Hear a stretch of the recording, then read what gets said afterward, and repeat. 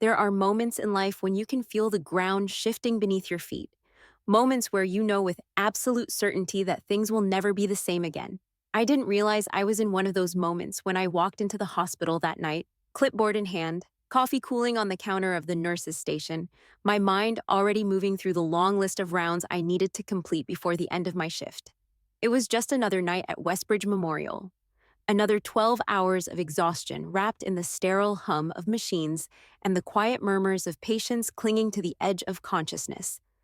I had done this 1,000 times before, moved through these halls like I was stitched into the fabric of the place, my identity woven into its very existence. Dr. Emily Carter, senior physician, a woman known for her integrity, a woman who never cut corners, a woman who would never look away when something wasn't right. And that was my mistake, wasn't it? I should have looked away. The patient was a 47-year-old male, admitted 3 nights ago with severe abdominal pain that had been dismissed as complications from a previous gallbladder removal, something that should have been routine, something that should not have ended in death. But when I checked his chart, my gut twisted, my pulse stuttered, and something in the back of my mind told me that what I was seeing didn't make sense. The labs didn't match the symptoms. The medication dosage was incorrect. The timelines of his prior treatment didn't align with the way his body had deteriorated so quickly. And then he was dead. No warning, no signs of impending cardiac arrest, just gone.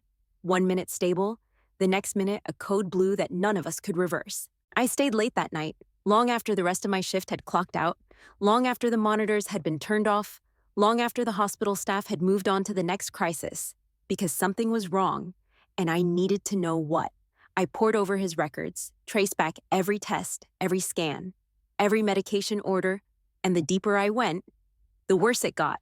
He hadn't just been misdiagnosed, he had been ignored. The initial scans showed signs of an undetected perforation in his intestine, something that could have been treated if caught in time, but instead he had been given painkillers, then antibiotics, then an increase in morphine that should have never been prescribed. The final dose, it was lethal. It was too much for his body to handle. It had been signed off as standard pain management protocol, but I knew the truth. It was a mistake that had been buried. My hands shook as I printed the records, making copies, highlighting the inconsistencies, piecing together the evidence like a detective reconstructing a crime scene, my mind racing with the weight of what this meant. It wasn't just about this one patient.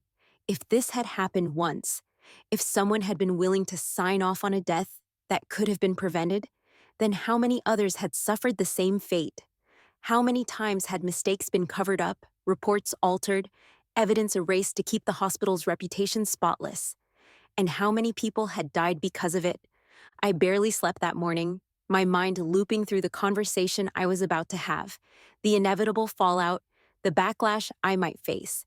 But I had always believed in the system, believed in the profession, believed that at its core, medicine was built on something more than money and liability. I had spent my entire career fighting to be better than the ones who cut corners, the ones who chose profit over people, the ones who forgot what it meant to heal instead of harm. So when I walked into the administrative offices that afternoon, I was ready. I wasn't ready for what happened next. They barely looked at me as I presented the report, as I laid out the facts, the discrepancies, the blatant disregard for patient safety.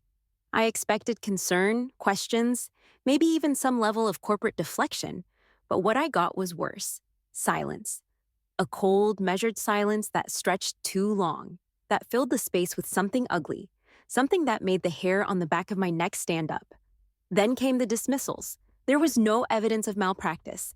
The patient had been terminal. His condition had been unpredictable. Maybe I was overworked. Maybe I was looking for problems where there were none. And then I understood. This wasn't an accident. This was protocol. The reports? Already deleted from the system. The printed copies I had brought? Confiscated. The case? Already closed. The hospital had erased him, scrubbed him from existence as if he had never been there at all. I felt the rage before I could stop it, my hands tightening into fists, my breath shaking as I stood my ground.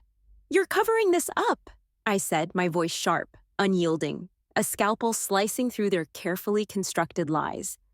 "This is medical negligence, and if you don't report it, I will." That was the moment I sealed my fate, The moment I became a liability. The moment I signed my own death sentence.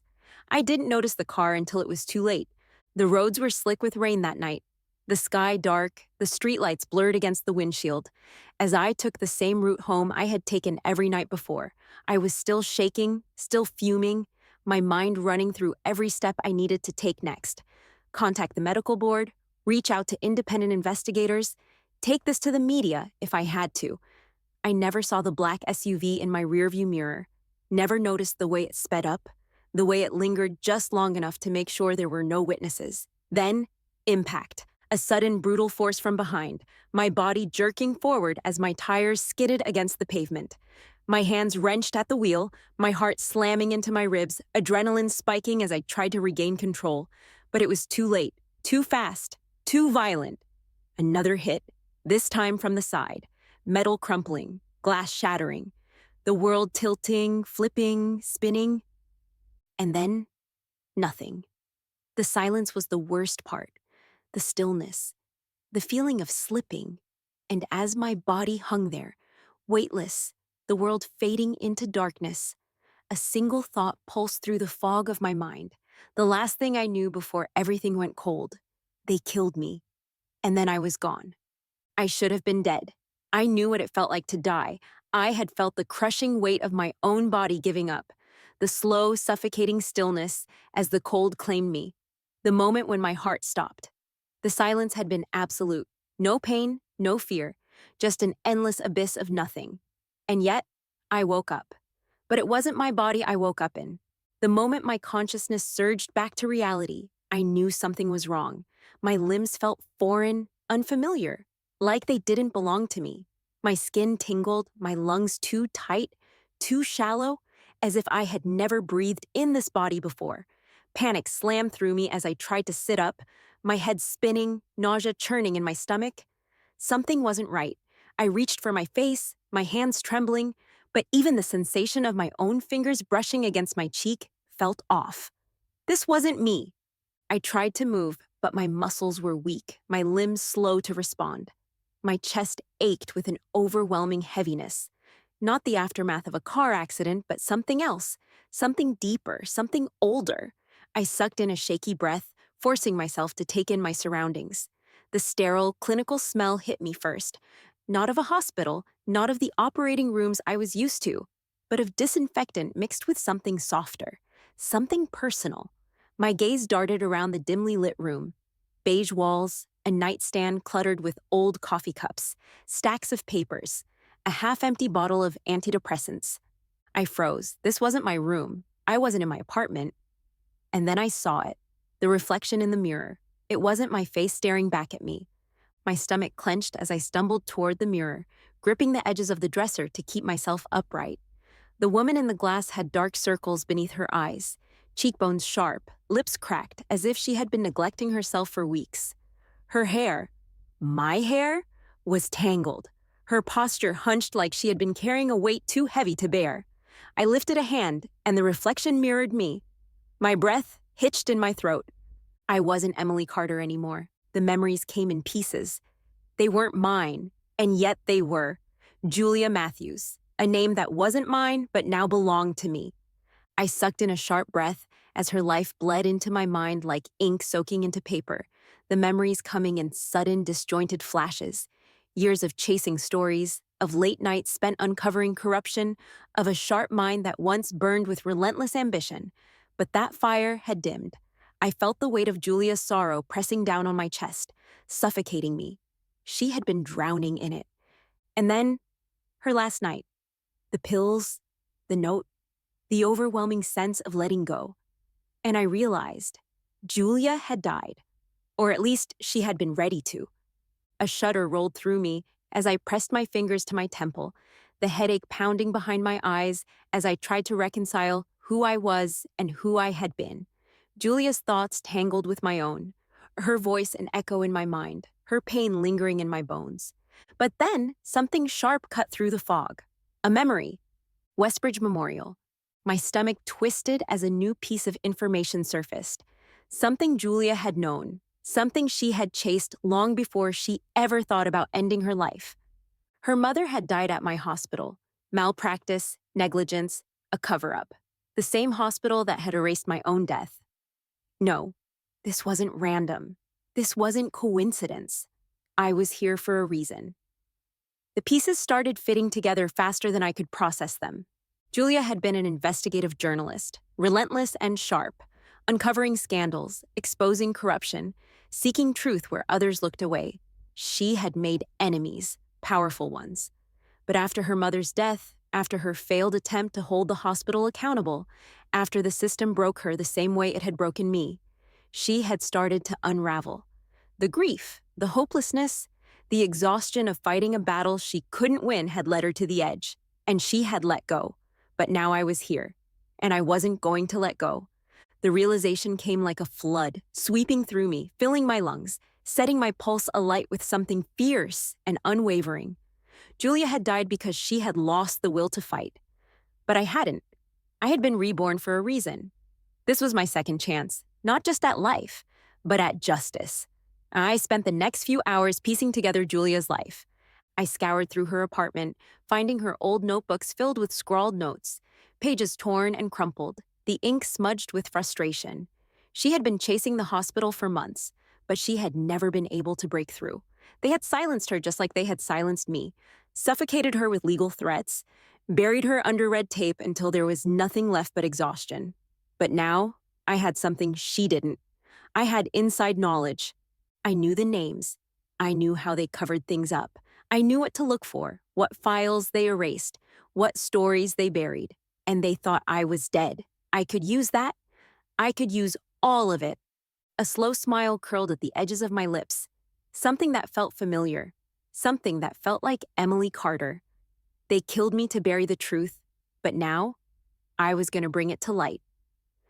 The next morning, I sat at Julia's desk, the glow of her laptop screen illuminating the dark circles under my new eyes, fingers hovering over the keyboard as I stared at the blinking cursor, the start of a new story. But this time, it wasn't just a case. This was my story, my rebirth, my revenge. And it all started with 5 words. What happened to Emily Carter? I had spent years training my mind to be sharp, logical, precise. In medicine, emotions cloud judgment, panic breeds mistakes, and hesitation costs lives. My entire career had been built on seeing the truth for what it was, diagnosing the hidden patterns, uncovering the disease that others overlooked. But now, the truth wasn't buried in a patient's failing body. It was buried in the walls of Westbridge Memorial, hidden behind fabricated reports, erased files, and the lives of the people they had silenced. And I was going to find it. The first thing I needed to do was confirm my own death. Typing my old name into the search bar felt surreal, like staring into a past life that no longer belonged to me. Dr. Emily Carter, senior physician at Westbridge Memorial, died in a tragic accident. The articles were brief, sterile, impersonal. Local news reported that my car had skidded off the bridge in heavy rain, that no foul play was suspected. The police investigation had been minimal, nothing beyond a routine accident report. No mention of the hospital, no questions about why I had been driving home late that night, no investigation into who might have benefited from my death. They had erased me. I clenched my jaw, my fingers tightening around the edge of the desk. Of course they had. Hospitals are masters of covering things up. They know how to manipulate paperwork, how to hide mistakes under layers of bureaucratic nonsense. And if they were capable of erasing a person's death, how many patients had they erased before me? I scrolled further, searching for anything. An obituary, a statement from the hospital, even a damn funeral notice? Nothing. They had made sure I was gone. But I was still here, and now I was Julia Matthews, investigative journalist. I smirked at the thought. If they had known who Julia really was, they would have buried her too. If I wanted to expose Westbridge, I needed leverage, evidence, voices that couldn't be erased. I started digging through lawsuit records, old news articles, and legal complaints. Julia's journalist credentials gave me access to places Emily Carter never could have reached. I combed through past malpractice claims, mysterious resignations, settlements that had been quietly paid off. The hospital had a pattern. Whenever a doctor or nurse spoke up about something unethical, they were either silenced or removed. Some left the field entirely, some just disappeared. I found one case from 5 years ago. Dr. Lisa Patel, a physician who had publicly accused the hospital of covering up a medication error that led to a patient's death. She had given an anonymous interview to a journalist but vanished before she could testify in court. The official report claimed she had relocated overseas, but there were no records of her leaving the country. No forwarding address. Nothing. Another case, a young nurse, Marcus Geller, reported missing after threatening to release patient records proving the hospital had changed cause of death reports. The police ruled it as an unsolved disappearance. Westbridge wasn't just covering up malpractice, they were erasing people. And I had been one of them. My hands trembled as I scrolled through Julia's notes. She had been close to discovering this. She had chased these cases, interviewed grieving families, uncovered details that no one else had noticed. But the deeper she had gone, the heavier the weight had become. She had been exhausted, broken, losing hope. I wasn't going to lose hope. I was going to finish what she started. If I wanted real evidence, I needed to talk to someone on the inside. I started with Dr. Simon Langley, a physician I had worked with for years. Simon had been one of the few good ones, someone who always put his patients first, someone I had trusted. I used Julia's credentials, sent him an email requesting an in-person interview for a story on hospital malpractice cases. I half expected him to ignore me. Instead, he responded in less than an hour. "Let's meet in person. I can't talk about this over email." I met him in a small cafe downtown. He looked older than I remembered, more exhausted, more wary. The moment he saw me, he hesitated, his fingers tightening around his coffee cup, like he was debating whether he should even be talking to me. "What do you want to know?" he asked finally, his voice quiet, controlled. I leaned forward. "Emily Carter?" Simon stiffened, his eyes dart around, scanning the room as if someone might be listening. I lowered my voice. "You knew her. You worked with her. You were there when she died." He exhaled shakily, rubbing a hand over his face. "She was a good doctor," he murmured. "Too good.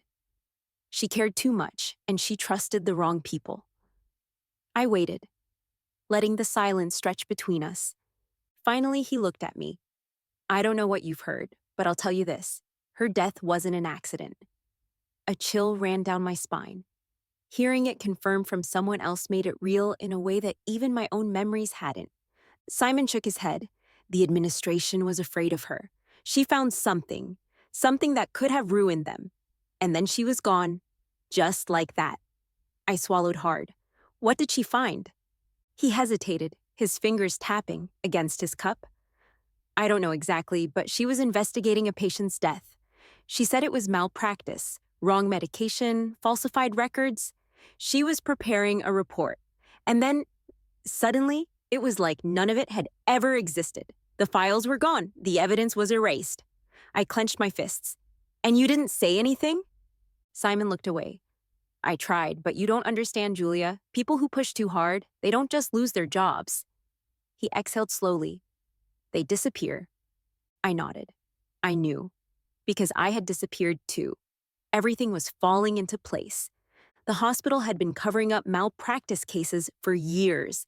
They had erased evidence, buried lawsuits, silenced whistleblowers.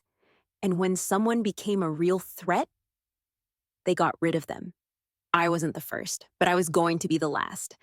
I went through Julia's old files, matching them with my own knowledge of the hospital's history. I found patterns, the same names appearing over and over, the same executives signing off on settlements, the same doctors disappearing when they got too close. Westbridge wasn't just corrupt. It was a machine designed to protect itself at any cost. And now I had the proof. But I needed more. Something that couldn't be erased, something public. I needed a story so big that no one could ignore it. I needed to take them down from the inside. I stared at my reflection in the mirror that night, my breath steady, my pulse calm. I had spent my whole life saving people. Now, I was going to destroy the ones who thought they were untouchable, because they killed Emily Carter. And now, Julia Matthews was coming for them. I knew I'd struck a nerve when I came home to find my apartment door slightly ajar. For a long moment, I just stood in the hallway, staring at the tiny crack between the door and the frame, the sliver of darkness inside whispering that something had changed, that something had been disturbed. My heart slammed against my ribs as my mind raced through the possibilities. Had I left it unlocked? Had I been distracted? No, I wasn't that careless. Someone had been here, someone who wasn't me.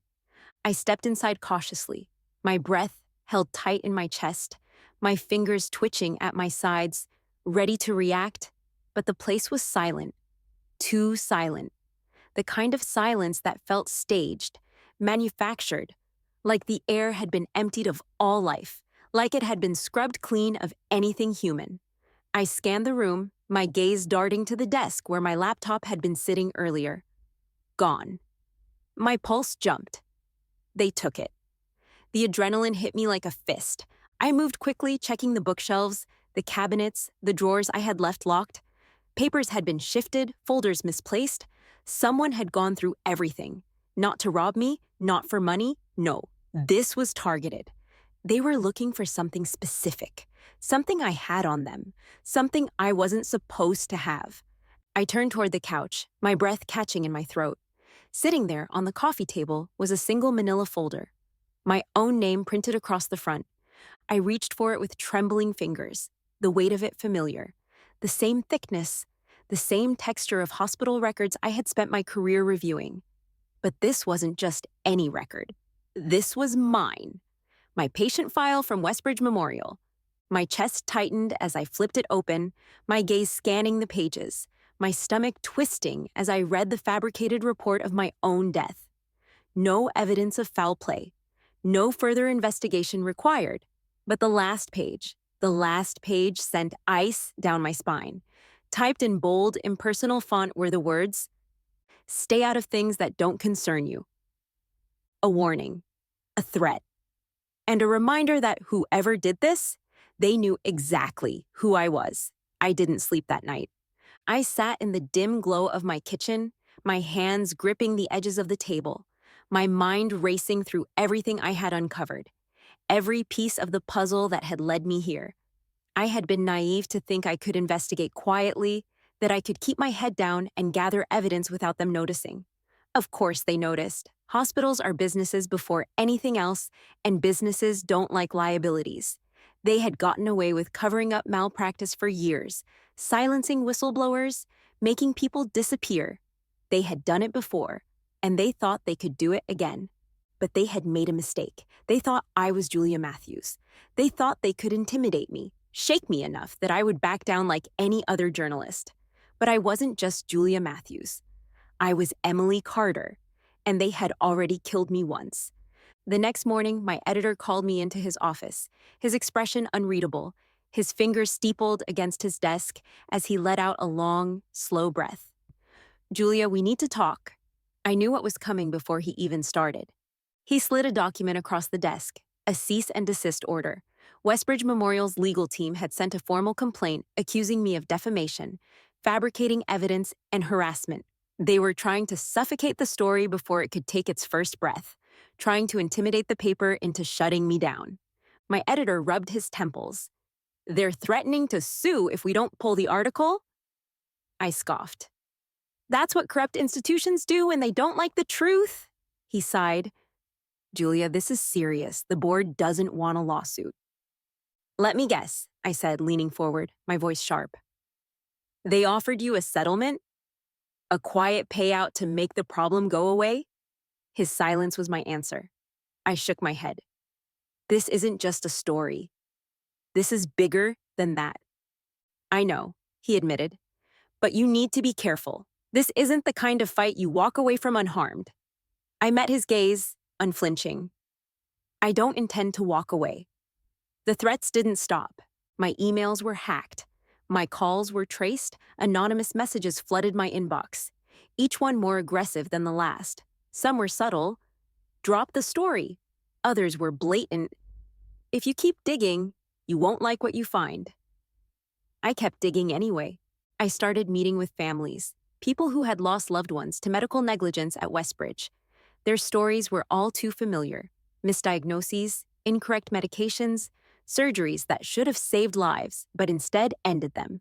Some had tried to fight back, but the hospital had buried them in legal fees, threatened their jobs, made sure they were too exhausted to continue. I found financial records, hidden payouts, sealed settlements, millions of dollars spent to make cases disappear. The hospital hadn't just been negligent, they had been actively covering up deaths for years. And then I found him, Dr. Richard Hale, one of the few remaining doctors at Westbridge who still had a conscience. He had been on shift the night I died. When I tracked him down, he was reluctant to talk. Terrified, actually. He had seen what happened to whistleblowers. He had seen what happened to me. I found him at a rundown diner on the edge of the city, his hands shaking as he stirred his coffee, his eyes darting around like he expected someone to be watching. "You have no idea what you're up against," he said, voice low, barely above a whisper. I leaned forward. "Then tell me." He exhaled shakily. "They control everything. The legal system, the police, the hospital board. Do you really think Emily Carter was the first doctor they silenced?" I swallowed hard. "No, but I intend to make sure she's the last." His gaze flickered with something, a shred of hope. Then, finally, he told me the truth. Dr. Hale had been there the night I died. He had seen the security footage, the two men in dark suits tampering with my car, the way they had waited in the parking garage, the way everything had been scrubbed from the hospital's internal cameras within an hour of my accident. He had tried to report it. His report was deleted. He had tried to push back. He was demoted, threatened, and told to drop it if he wanted to keep his license. But he had made copies, and he still had them. As I sat in my apartment that night, the weight of it all sinking in, I realized something. I had everything I needed. The malpractice cover-ups, the financial corruption, the evidence of murder. They thought they could erase Emily Carter. They thought they could scare Julia Matthews. They thought they could control the truth. But now, the truth belonged to me. And I was about to set it free. I knew I was close when Dr. Marcus Green refused to meet me in public. The first time I called him, there was a pause. A long, suffocating silence that made my grip on the phone tighten, my breath shallow as I waited. Then, finally, a response. "I don't talk about Emily Carter." That was all he said before hanging up, but he had paused before saying it. A pause meant hesitation. Hesitation meant guilt. So I called again. And again. And after the third attempt, he finally agreed. But only in person. Only somewhere secluded. No phones, no recordings, nothing traceable. That's when I knew. He knew everything. I drove an hour outside the city to a rundown motel on the outskirts of a gas station parking lot. The kind of place where people checked in under fake names, where no one asked questions, where the walls smelled like cigarettes and regret. He was already there when I arrived, hunched over in a booth by the window, a cup of coffee untouched in front of him, his hands tapping anxiously against the table. When I sat down, he didn't look up right away.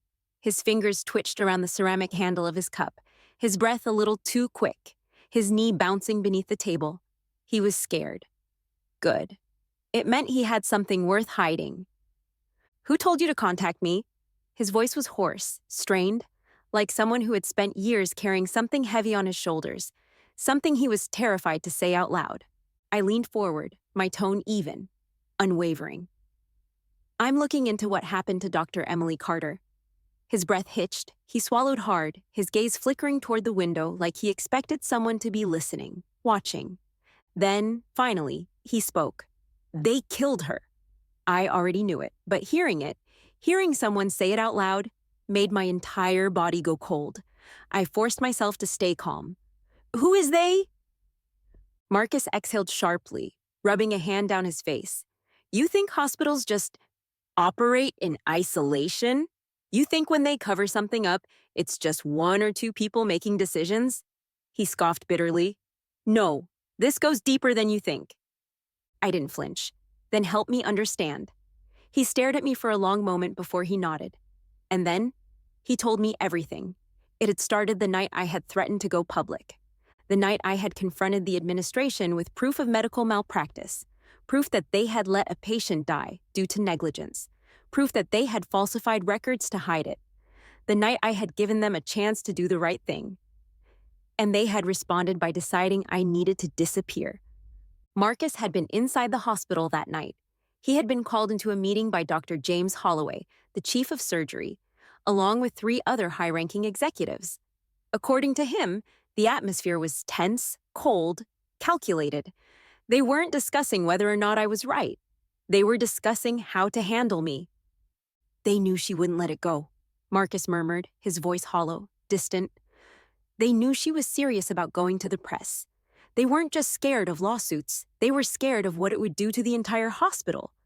A scandal like that, it wouldn't just cost them money, it would cost them power. I clenched my fists under the table. So, what did they do? They made a decision. He swallowed. One of them said, if we don't control the narrative, she'll control it for us. And then another said, she's a risk we can't afford to take. The words made my skin crawl. Within a week, she was dead. Marcus continued, voice strained. A car accident, they said. No foul play, they said. A tragedy.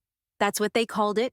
But the next day, every record Emily Carter had ever written up, every malpractice report, every single thing tied to her vanished. Like she had never existed. He let out a bitter laugh. And I was told to shut up or I'd be next. I had expected Marcus to be just another reluctant witness, someone who could confirm what I already knew but nothing more. I hadn't expected what he pulled out next, a flash drive. I raised an eyebrow as he slid it across the table. What's this? Security footage. My breath caught. That night I was on duty, he said, voice hushed now.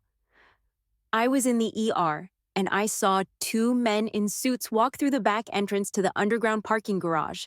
I didn't recognize them, but they weren't hospital staff. And when I checked the security logs later, the footage was gone, just wiped clean. But you have it? He nodded. I made a copy before they deleted it. I plugged the flash drive into my laptop the second I got home, my hands trembling as the video file loaded. The footage was grainy, black and white, time-stamped the night of my accident. And there they were, two men standing by my car. One of them leaned down, fiddling with something near the brake line. The other kept watch, his head on a swivel. They were prepared, professional, and then, after precisely 3 minutes, they walked away, disappearing off camera. I stared at the screen, my pulse hammering in my ears. This wasn't just negligence. This was premeditated murder.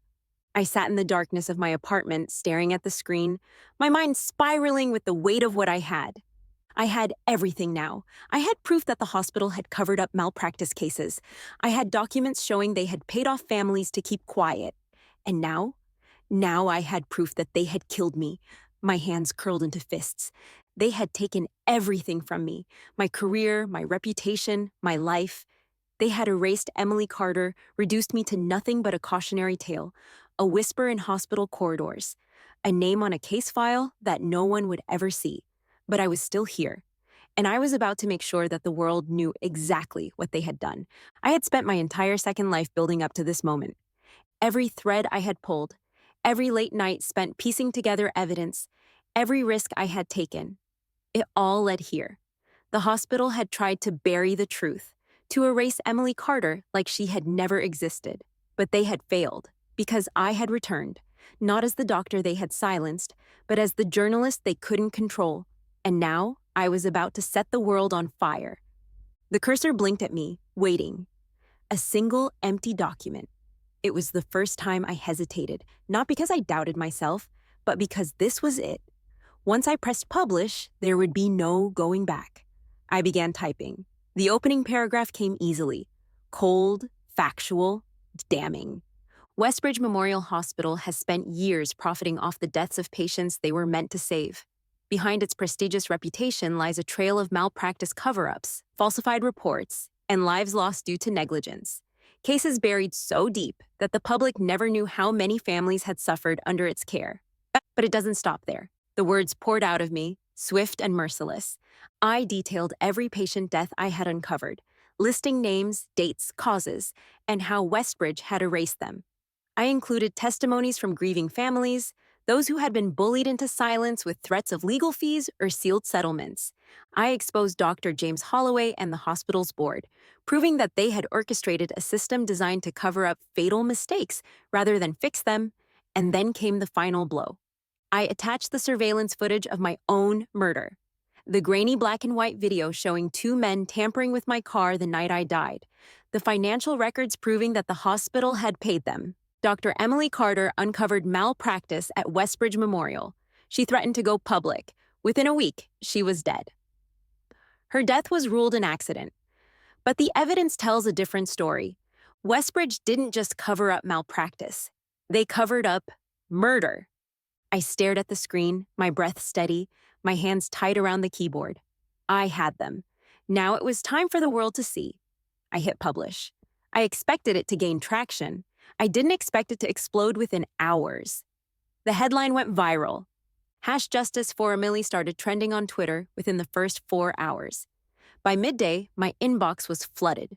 Journalists, victims' families, lawyers, former hospital staff. TV networks were running the story nonstop. The footage of my murder played on every major news station. Reporters dissecting every frame, asking how the police had never investigated it. And then the protests started. People gathered outside Westbridge Memorial, chanting, demanding resignations. Families of victims stood at the gates, holding up pictures of their loved ones. The people Westbridge had let die. This wasn't just a scandal, this was a reckoning. The hospital tried to fight back. Their first statement was cold, defensive, full of legal jargon. These accusations are false and defamatory. We take patient care seriously, and we intend to fully cooperate with authorities. It backfired. The public wasn't buying their lies anymore. 2 hours later, Dr. Holloway resigned. 6 hours later, the hospital's legal team announced an internal review. By the next morning, board members started deleting their social media. And then, the police reopened my case. The footage was undeniable. The cops had ignored it the first time, brushed it off, let Westbridge cover it up. But now, the entire world was watching. The two men in the video were identified, found, arrested, and then they confessed. They spilled everything, the money trail, the orders they had received. They admitted that Westbridge executives had hired them to kill me. Within 48 hours, the CEO was arrested. Dr. James Holloway tried to run. They caught him at the airport. The police dragged him out in handcuffs, cameras flashing, reporters shouting questions. Did you order the hit on Dr. Carter? How many patient deaths did you cover up? For the first time, he had no answers because the truth was already out. The hospital was finished. Patients pulled their records, doctors quit in protest. Lawsuits piled up so fast that Westbridge Memorial couldn't handle the legal fees. Within a week, the hospital shut down permanently. They thought they could erase me. They thought they could bury the truth. But now the only thing buried was them. And I was finally free. The morning after the arrests, I woke up to a world that finally knew the truth. For years, Westbridge Memorial had thrived on corruption, buried its sins beneath legal loopholes, and silenced those who stood in its way. But now the system that had protected them for so long was collapsing in real time, and I had been the one to light the match. By noon, Dr. James Holloway was sitting in a holding cell, his face splashed across every news station in the country. A once renowned medical leader, now facing charges of conspiracy, negligence, and the orchestrated murder of Dr. Emily Carter. His mugshot was everywhere, and he wasn't the only one. Westbridge's CEO, Gerald Whitman, arrested. The hospital's chief of legal affairs, arrested. Every single top executive who had signed off on the cover-ups, who had approved the payouts to silence grieving families, who had met in private rooms to decide my fate, they were all behind bars. And as the charges piled up, criminal negligence, manslaughter, conspiracy to commit murder, I knew one thing for certain. They weren't getting out of this. Not this time. It wasn't just my case that had exploded open. And now that Westbridge was under the government's microscope, every single malpractice case they had buried was being ripped apart. Federal agencies stormed the hospital's headquarters, confiscating hard drives, going through medical records, pulling out every hidden skeleton the hospital had tried to keep locked away. And the worst part? The corruption went deeper than anyone had imagined. Reports of unauthorized medical trials, falsified research data, and wrongful deaths surfaced. Patients had died under their care for years. Their families kept quiet through hush money and legal intimidation. It wasn't just a scandal, it was one of the largest medical corruption cases in history. And now, every guilty party was going to pay. The lawsuits came in waves. Families who had been too afraid to fight back before were now stepping forward with renewed fury, filing case after case against Westbridge. Wrongful death lawsuits, medical negligence claims, fraud accusations. The hospital's financial reserves drained faster than they could respond. Insurers dropped them immediately. Investors pulled their funding. And within a month, Westbridge Memorial, once a powerful medical institution, untouchable in its influence, filed for bankruptcy. The same place that had taken lives for profit, the same place that had killed me, now it was dead. It wasn't just the executives facing consequences. Every doctor who had helped cover up malpractice, who had falsified records, who had ignored the pleas of whistleblowers, their licenses were revoked. The medical board launched full investigations into their careers, unearthing years of misconduct. Some were banned from practicing medicine forever, others were criminally charged. One by one, they fell. And for the first time, the medical industry was forced to acknowledge the system that had allowed this to happen. New policies were introduced, stricter regulations were enforced. The culture of silencing doctors for speaking the truth, it was starting to crumble. The two men who had tampered with my car the night I died, for years they had been working as hired enforcers, handling the hospital's problems whenever someone needed to be dealt with. They had been paid to make me disappear, and they had almost gotten away with it. Until now. With the evidence against them indisputable, both were sentenced to life in prison for murder for hire. I had died because of them. But now, they would rot in a cell for what they had done. I stood outside the courthouse on the day of the final hearing, watching as cameras flashed, reporters shouted questions. Families of victims held each other, relief washing over their faces. Justice. Real, undeniable, long overdue justice. I had started this fight as Emily Carter, a doctor who believed in truth and integrity. I had been murdered for it. I had been reborn as Julia Matthews, a journalist who wouldn't stop until the truth was exposed. And now, I had won. Westbridge was gone. The people responsible were behind bars. The world would never forget, and neither would I.